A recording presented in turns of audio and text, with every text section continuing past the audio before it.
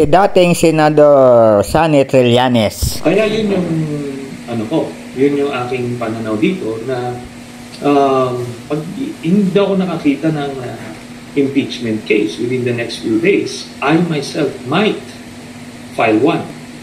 Ano yung pumipigil sa inyo? Bakit hindi nyo pa i-file yung impeachment complaint against the Vice President? Kasi right now, I am an outsider. No?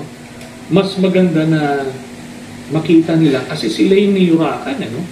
Yung House of Representatives, yung niyurakan ni Sara Duterte. Dapat daw ma-impeach na si BP Sara. Ayon kay dating Senador Sonny Trillanes, tika, ang ganda pala ng tato ni BP.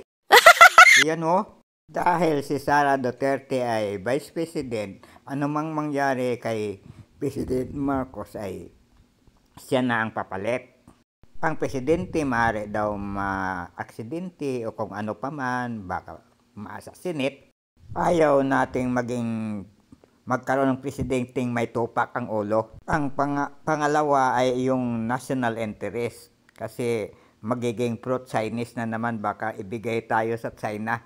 Lalong dadami ang extrajudicial killings. Mas masahol pa sa tatay niya.